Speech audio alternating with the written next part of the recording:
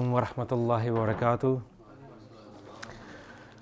Welcome to this new study circle, which will now take place every Wednesday evening at this masjid. Sorry, we are running slightly behind tonight, but inshallah we'll make prompt starts at 8 o'clock every Wednesday, and inshallah we'll conclude 9 o'clock every week.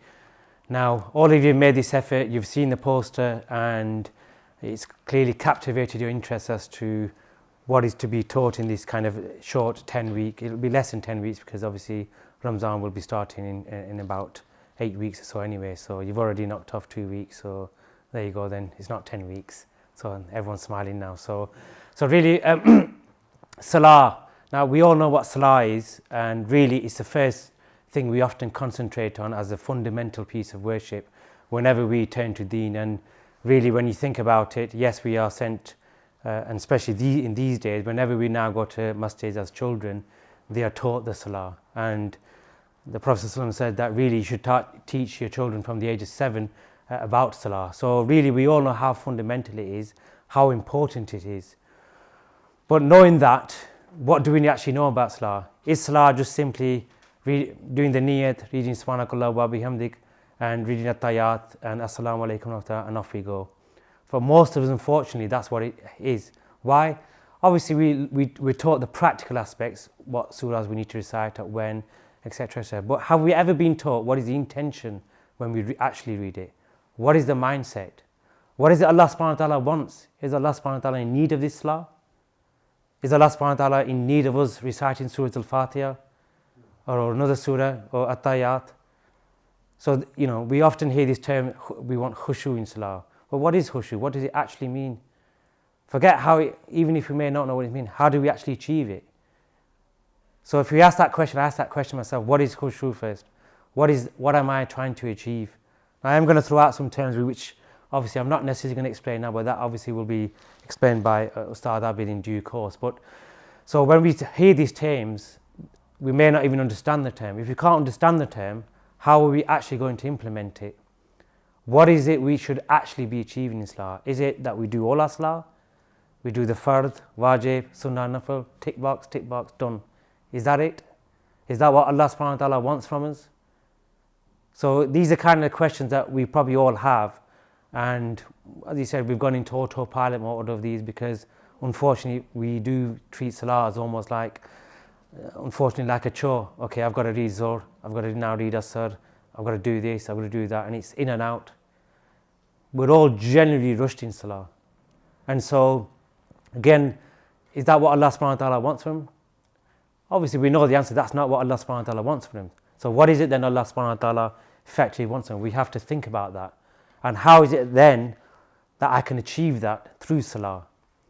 And often in the Quran it said, establish Salah. And I've read that and I never thought about it until somebody explained, well, what does establish Salah mean? Because if it was just to pray Salah, it would have said, pray Salah, pray Salah, pray Salah.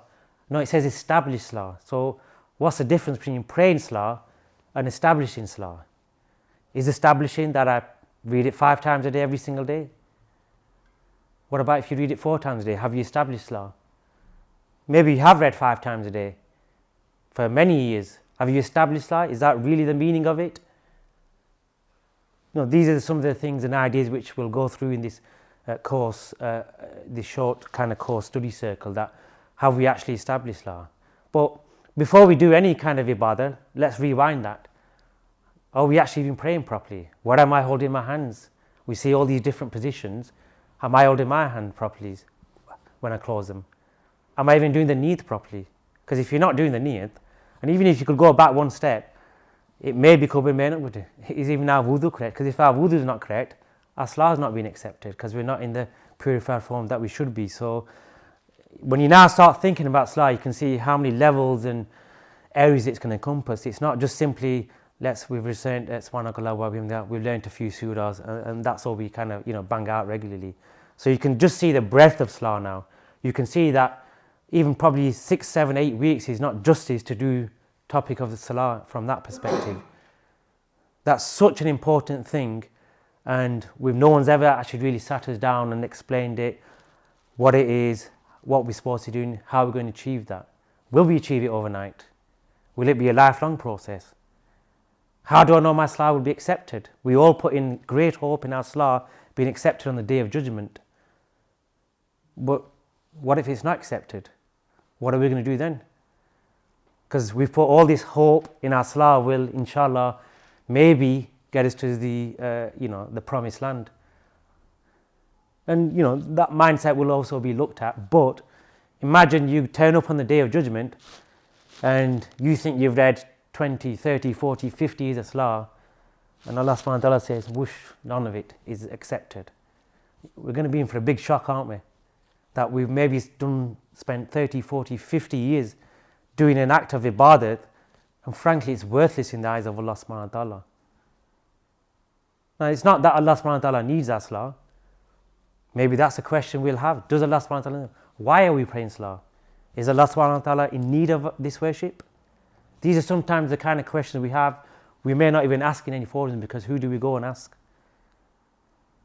You can probably even Google that and you won't get a straight answer. So if Allah subhanahu wa ta'ala, let's say, and I'm not going to answer that question now, but let's say Allah subhanahu wa ta'ala doesn't need our salah, then why are we doing it? What's the purpose of it? What am I going to achieve through salah from that perspective?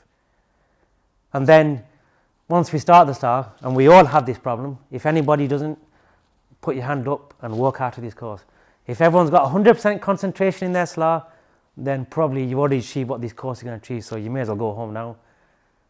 But I'm guessing, like every one of us, we're all affected by this issue, that why does our mind wander? That yet I'm prepared to stand before my Lord, I'm going to prepare to do wudu, I'm prepared to make time, I've actually learned the salah, I read it regularly, but as soon as I, say Allahu Akbar, the mind goes off in some kind of silly directions.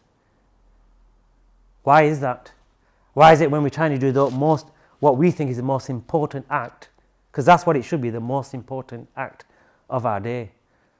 It's not getting up, having your breakfast, brushing your teeth, going to work. None of them are important as salah. But yet, you look at the importance of salah, but then look at our mindset. There's a great mismatch there. Why?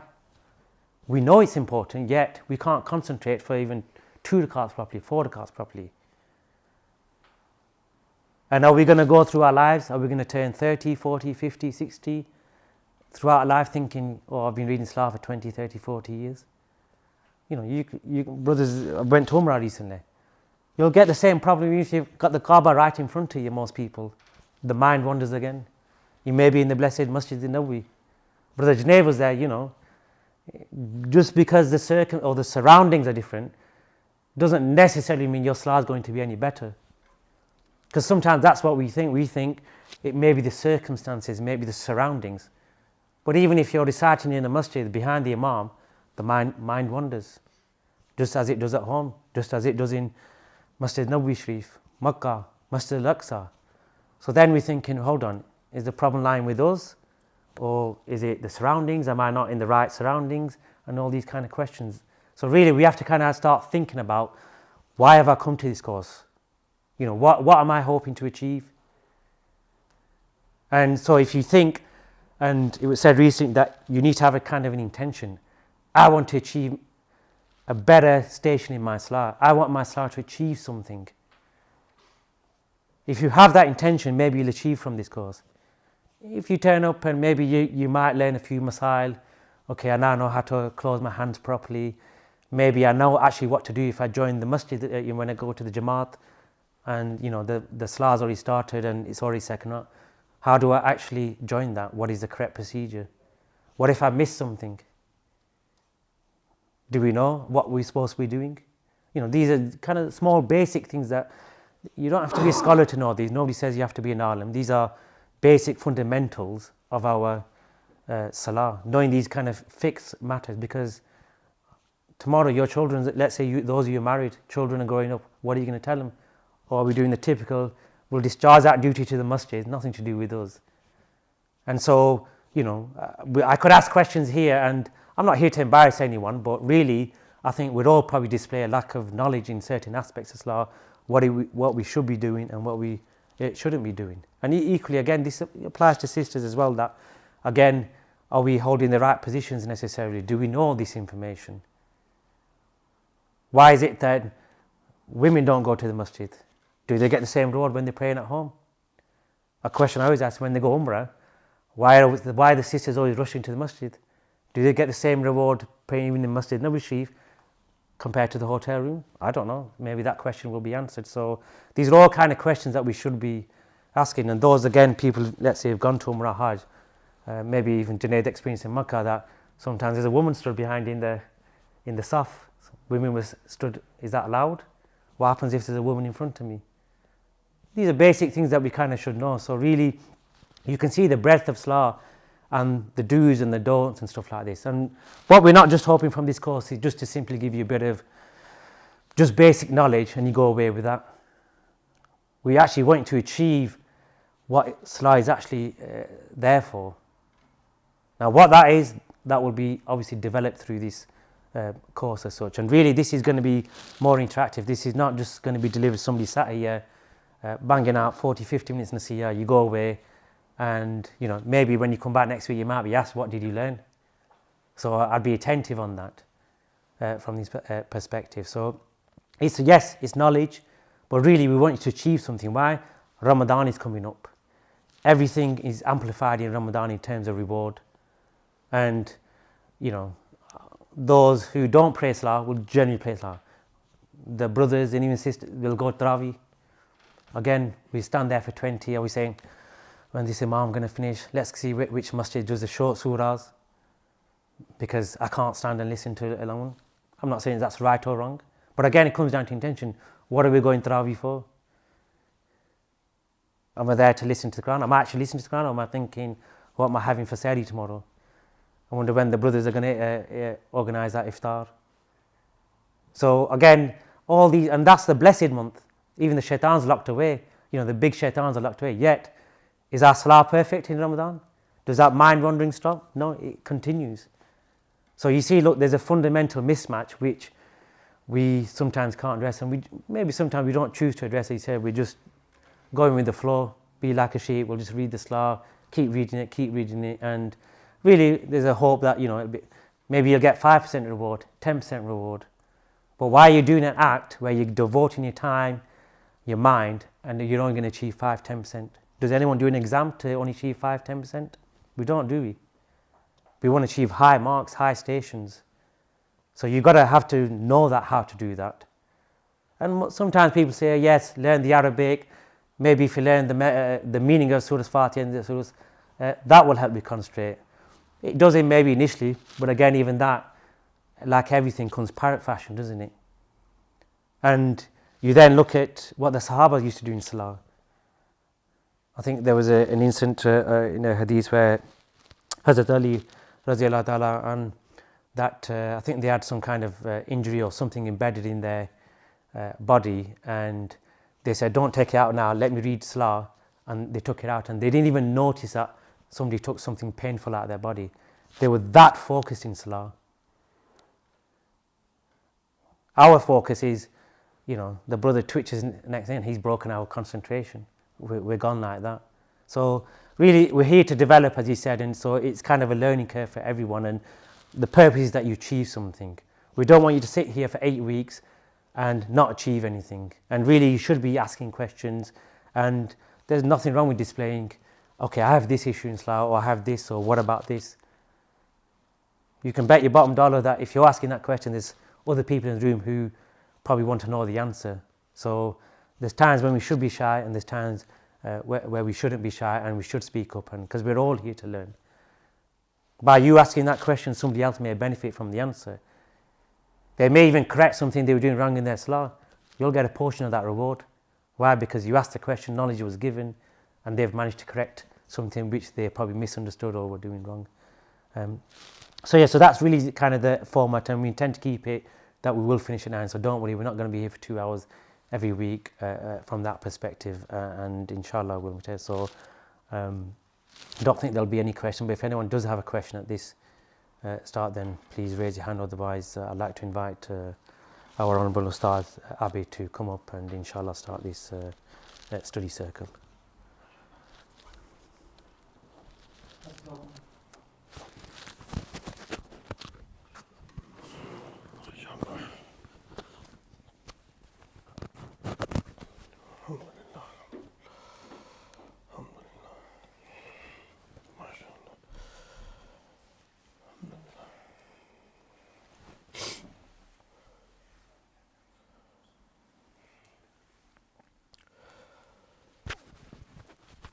Alhamdulillah, Alhamdulillah Rabbil Alameen.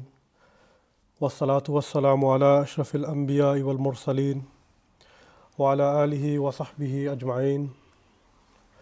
Ara'ayta alladhi yukazzibu bid-deen fadhalika alladhi yad'u al-yatim wa la yahuddu ala ta'amil miskin fawailul lil musallin alladhina hum an salatihim sahun alladhina hum yura'una wa yamna'una al-ma'un.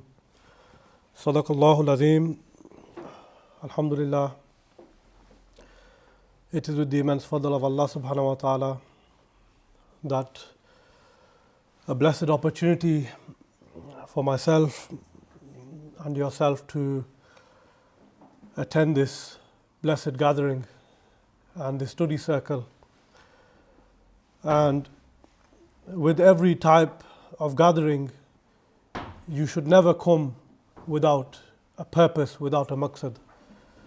And many of you will have come with a simple maqsad and purpose, and that is what it says on the poster.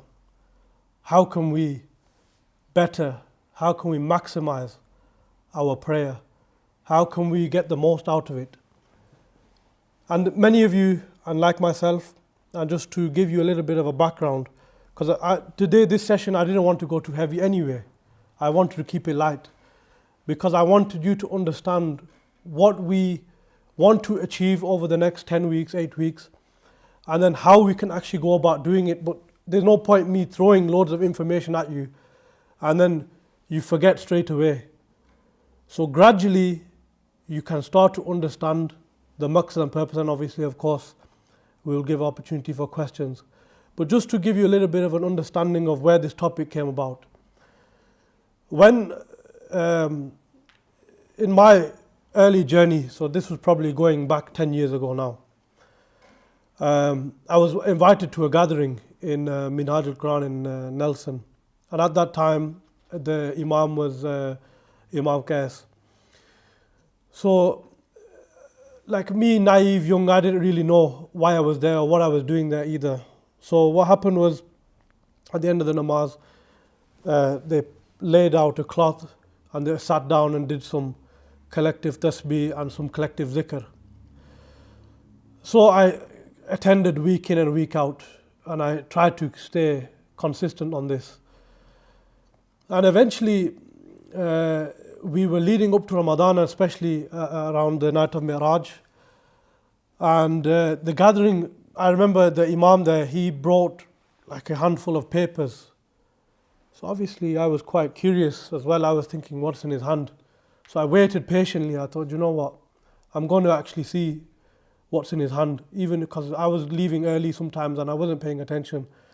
But just out of that curiosity of what was in his hand, I thought, you know what, I'm going to stay there and wait. So eventually the gathering came to a close, and he mentioned who wants to actually learn how to better their salah. And me, obviously I was regular in the masjid anyway. I was attending my 5 daily prayers, and even the fibers in the carpets were distracting me, to be honest with you. So I thought actually, what is it he has? So anyway, he goes, how do you want to develop your prayer? So I sat down and looked, I thought, what is he going to come out with now? Because I hear a lot of ahadith, I hear a lot of stories of awliyaullah, a lot of pious people. I'm thinking, I can't reach that level, that's impossible. That's an impossible level. These people have sacrificed their entire life to please Allah subhanahu wa ta'ala. These people have not only in their salah, but out of their salah, they have connection with Allah subhanahu wa ta'ala. How can I even do it even in my prayer? So anyway, he gave a piece of paper, and I have these as well, inshallah. So in future weeks, I will be handing these out, and this will be like a homework to people. So he gave me the paper. I looked at it, and it had on it, each paper was the standing, ruku, qiyam, jalsa, sajda, so on and so forth. And it had like a tick box on it. And he said, at what point do you lose concentration? At which point? So inshallah next week I will have these papers for you all to, when you pray, monitor yourself. Because even monitoring yourself is actually starting to develop the quality of khushu as well. Because one thing is, you are now showing concern to the matter. You are showing concern. You're not just, I'm going to pray and hope for the best. Actually having a monitoring ability, so to monitor oneself is part of the quality. Because khushu is a quality. If I said to you, brother, today I want you to become humble, you cannot become humble overnight. If I give you a seminar on how to lose weight, you will not lose weight. Actually, during the seminar, I think you put more weight on, actually. So if I said to you, this is how to play football, it's not going to happen. Theory is not going to help you achieve anything. And one thing Haji Sahib was mentioning in his etiquettes was about knowledge. And I recently read up on something. You know, the knowledge that we have today, this little bit of, idhar-udhar knowledge, we have bits of knowledge in something, bits of knowledge somewhere. This would not even be considered in the past. Why is it that alims and scholars became great? They didn't have knowledge in some kitab, some tafsir, some book, most of the ummah at one point knew the salah inside out, from the fiqh to its from external matters, so external meaning the fiqh, do's and don'ts, to an internal matter. They knew this. Why is it that the ummah was so strong in the past? Who broke that ummah? Only up until recent times, you see now with the conflict in Palestine and Israel, the ummah broke once the backbone was broken. The backbone is the salah. That is the ground floor foundation. You don't have this, eventually you will be in peril and you will be in loss.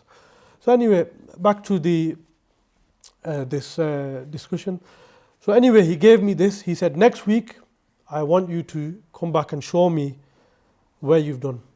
So I remember 3-4 days I followed it, and I was realizing actually in the very first 10 seconds I lose focus. It's gone. So I said to him and sat down actually that this is the case. So he gave me something, and still to this day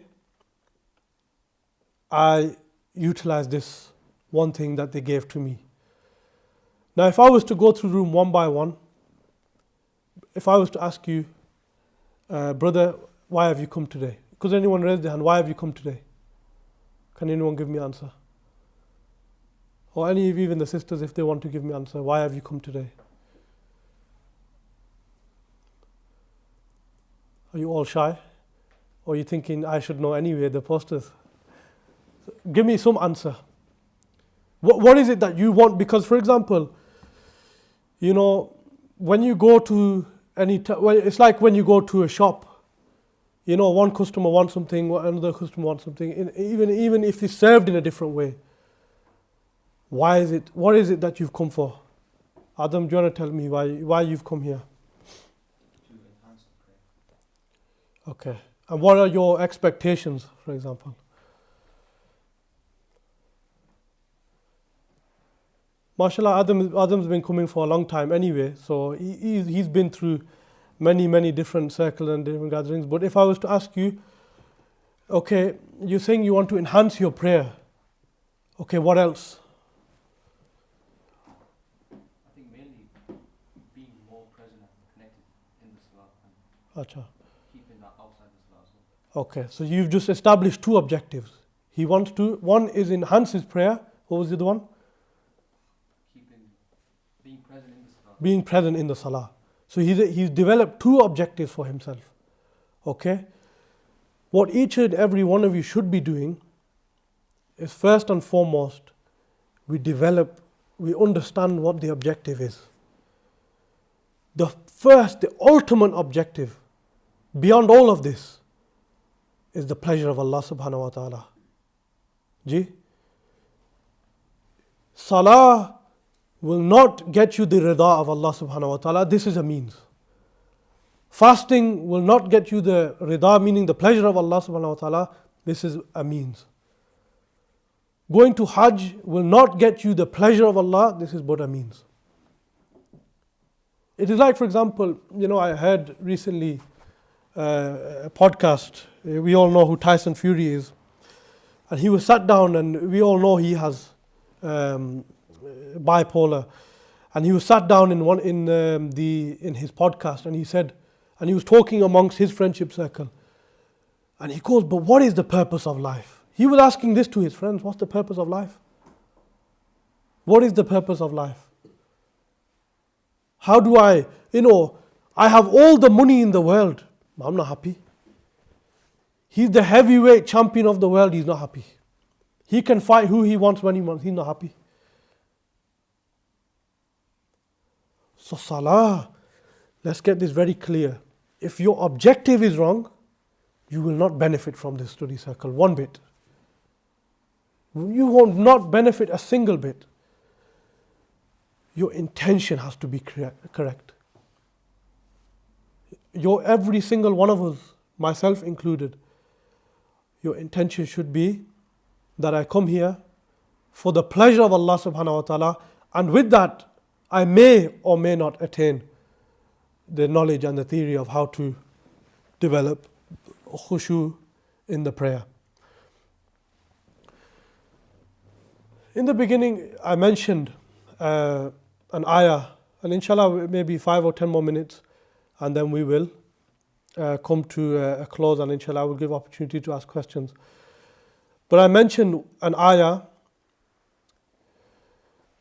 and the ayah was الَّذِينَ هُمْ عَنْ صَلَاتِهِمْ صَاهُونَ الَّذِينَ هُمْ يُرَاءُونَ وَيَمْنَعُونَ الْمَاعُونَ. So I mentioned that Allah subhanahu wa ta'ala says in the Quran that woe to those, meaning woe, another word is my anger is upon those. Disaster is upon that person. He is in a wrongful state. Woe unto those people who pray but are unmindful of their prayers. This is, forget me, forget anyone else. This is your Lord talking to you. This is the kalam of Allah azawajal. Not the kalam of even a pious person or an awliya Allah. This is the kalam of Allah subhanahu wa ta'ala. And He is telling us that woe to those who pray but are unmindful of their prayers. Who wants to tell me, when I say unmindful, what does that mean to you? Adil, you knew it was coming. Huh? I think it made me sort of distracted and not focused. Okay. Paying much attention. Anyone else? Brother, Take it for granted. take it for granted. Fadi, Similar answer there, like not having that internal connection. try to think a bit more. Really deep this. What is unmindful? Not thinking of having the presence of Allah. When you go to Hajj, when you go to Umrah, when you're doing the Tawaf, what are we saying? Haji Sahib, what do we say? What's the first 3 words? The first 4 words? Allahumma labbaik. Oh Allah, I'm present. This is utterances with the tongue. Mind, are you present with Allah in your mind? Are you present with Allah upstairs? Or are you thinking about food? Are you thinking about marriage? Are you thinking about money? Are you thinking about cars? Are you thinking about houses? What's going on in your mind? Because once you start to understand this, what's going on upstairs, let me tell you, that it is the start of getting rid of this. One of your first tasks, inshallah, I'm going to assign to you, and this will be something I just want you to mindfully check and observe yourself with over the next 7 days until I see you next time. And then I'm going to ask you, how did you find this? In your prayer, I want you to do something very simple. So throughout your salah, I want you to do one thing. You quite simply mention in your mind. So what, as you're reciting Sana or you're reciting Surah Fatiha or your surah, or you're in ruku, bring in the deliberate thought, Allah is with me. What is it? Everyone repeat after me. Allah is with me. Allah is hearing me. Say after me. Allah is hearing me. And Allah is seeing me. So say that again together. Allah is with me. Allah is hearing me. And Allah is seeing me. In your salah, I want you to do this. For the next week, whenever you pray and do this, don't worry about the person on your left or the person on your right. And just focus.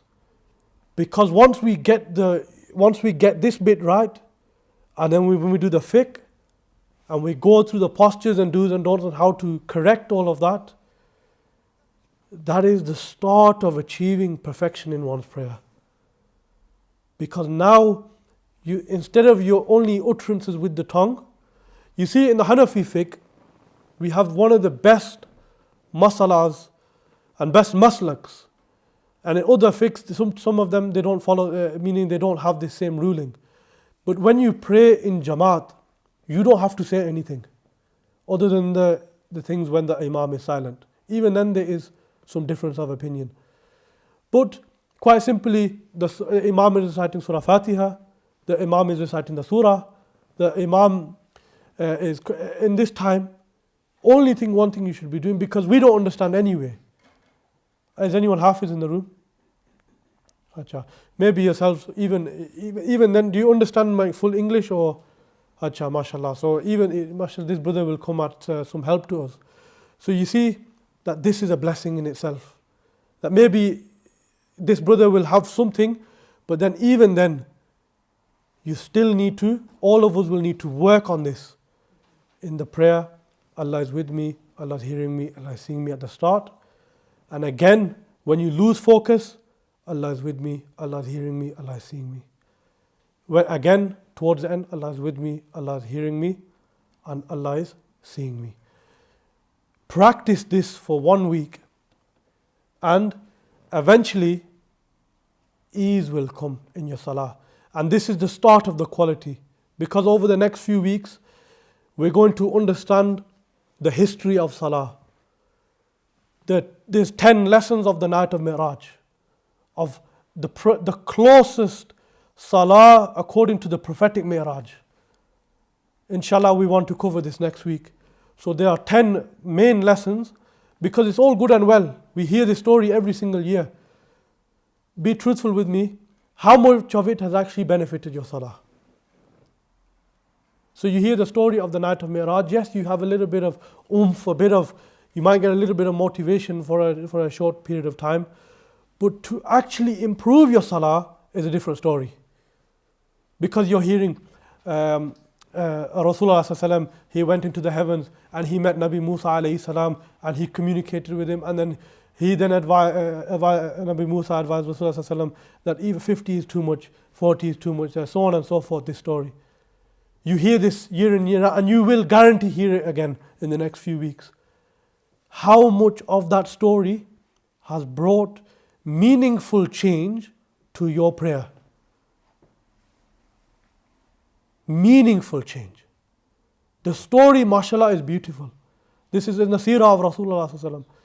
But when we're talking meaningful change, that's where we need to actually observe and look at the 10 lessons from the prophetic Mi'raj, and how we can actually extract lessons from it, and how we can bring that into our own daily life. So these are the main things.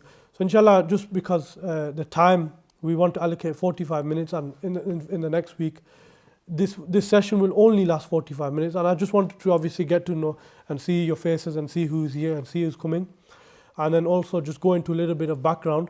But just for the next 5 minutes or so, inshallah, if anyone does have any questions they want to ask, inshallah they can do, and that's from both sisters, brothers.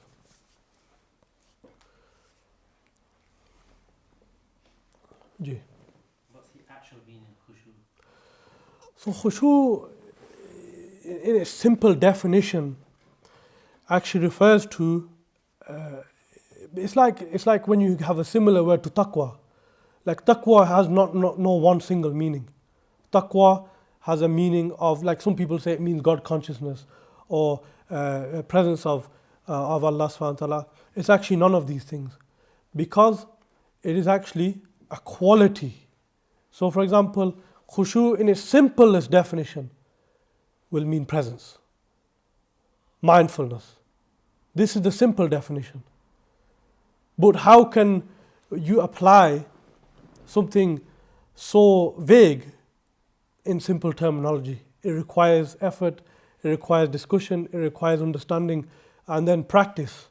That's the way a person is going to understand Khushoo in its simplest form. Because even when the blessed Ustads, they mention this, even to put a definition to the word does not make sense.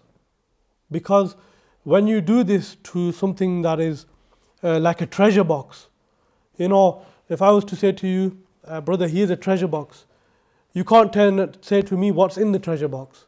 You know, it might have diamonds, rubies, emeralds, gold, silver, platinum.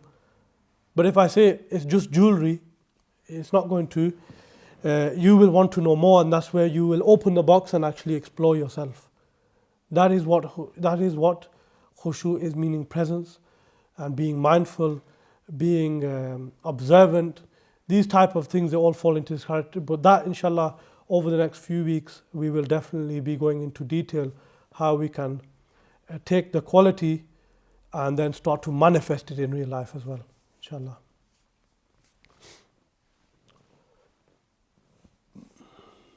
Yeah. So, you know, in the salah, are we allowed to extend it just by like staying silent? So after you've done, let's say in such like you've read it 3 times, are we allowed to stay in that position for a bit longer? No. This is actually disliked in the Hanafi madhab. A person, what they should be doing is, like, there are certain tasbeehs, even if you extend those tasbeehs into your, say for example in sajda, Subhana Rabbiyal A'la, a person can do up to 7, 11, 15 times, odd numbers. This is preferably desirable in sunnah. So a person should not just be stood there. It is like actually, it's completely disliked in Attayatulillahi. When a person finishes that, they should, without hesitancy, if they're praying alone, they shouldn't wait, they should stand up straight away. The same concept applies. As soon as you've done, then actually, because sometimes there's a difference with extension and pauses. You see, this is where you need to understand as well. So a pause in your salah is different to extending unnecessarily. So that's what we need. Again, is something that we'll cover in the fiqh, inshallah. I don't want to give so much away, because then, and you know how I'm like as well, I can go hours and hours, inshallah, and then, you know, sometimes it'll be information overload.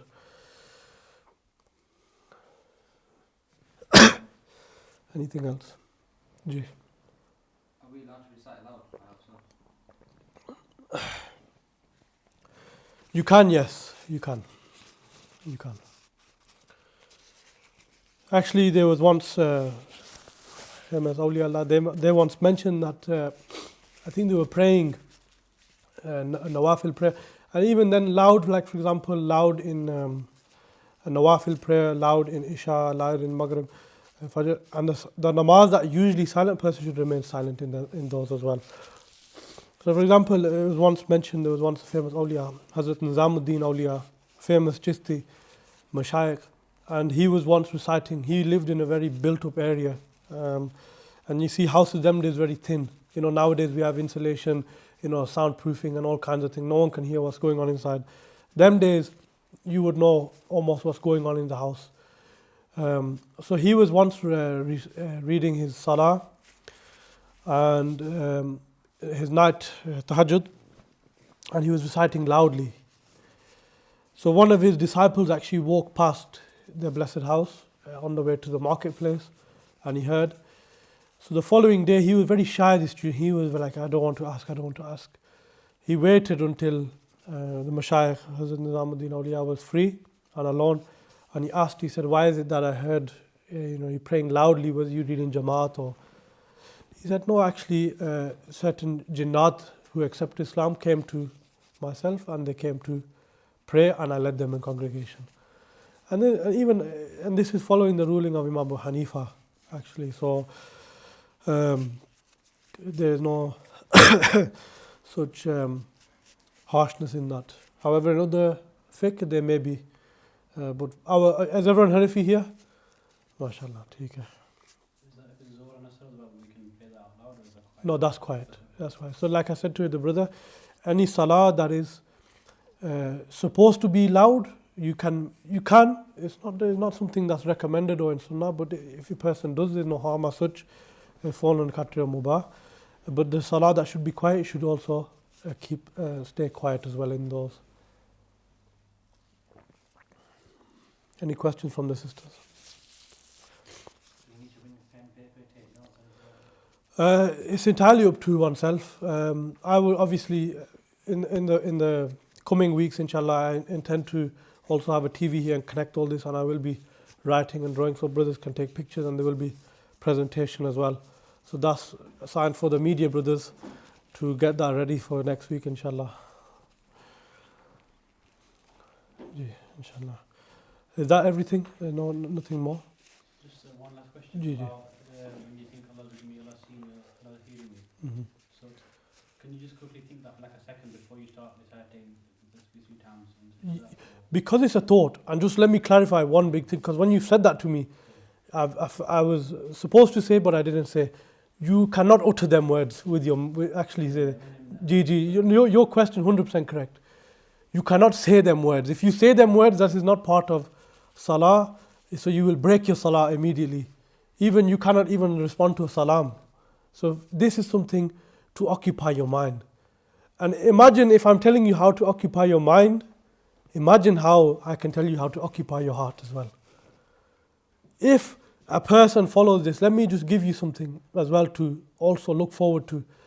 If a person follows this correctly, their heart and mind, because there's not, eventually one of our ustads will be coming as well, senior ustads, and they will be doing a spiritual salah with us all.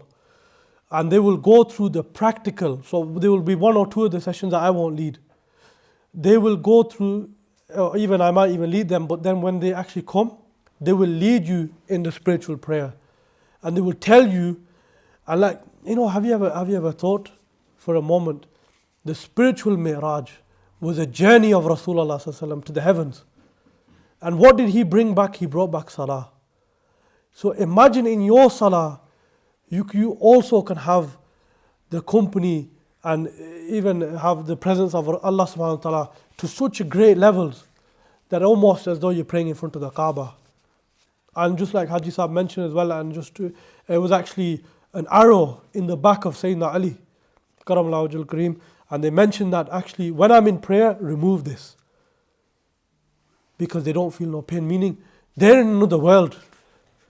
But their body, mind and heart, everything is functioning as normal. So inshallah, keep this and bear these fruits in mind, inshallah. Jazakallah. Subhanakallahumma wa bihamdika wa nashhadu an la ilaha illa anta nastaghfiruka wa atubu ilayk.